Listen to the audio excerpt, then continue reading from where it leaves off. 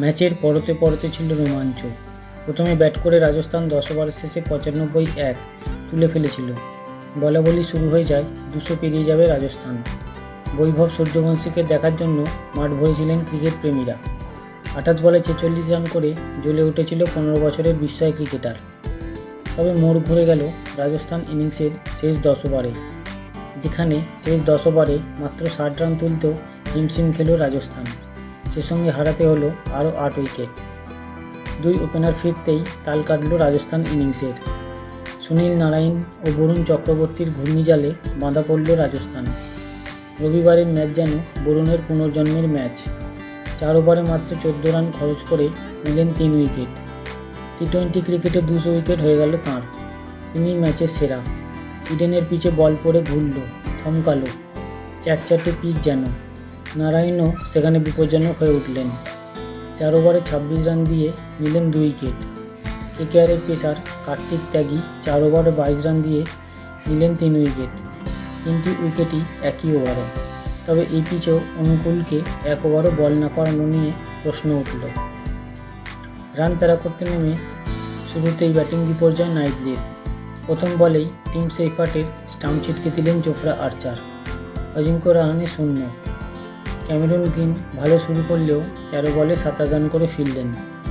13.3 ওভারে 85-6 হয়ে যাওয়া কেকেআরের অতি বড় সমস্যাকেও ভাবেননি যে এখান থেকে ম্যাচ জেতা সম্ভব।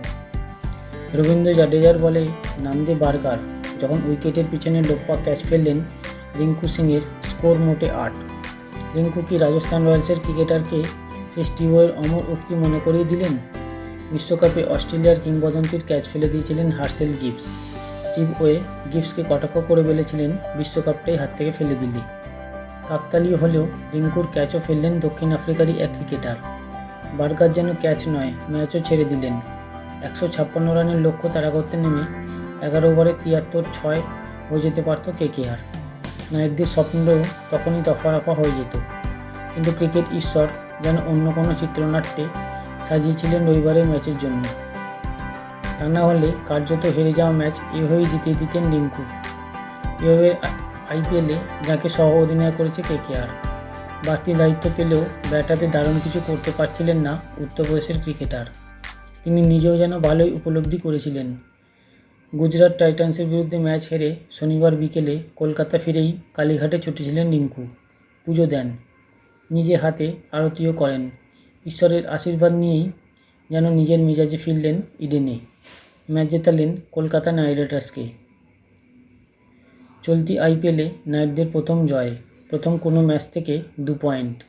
রাজস্থান রয়্যালসের 155 তাড়া করতে নেমে 85-6 হয়ে যাওয়া দলকে দিশা দেখালেন রিঙ্কু ও অনুকূল। 2 বল বাকি থাকতে 4 উইকেট ম্যাচ জিতল কেকেআর।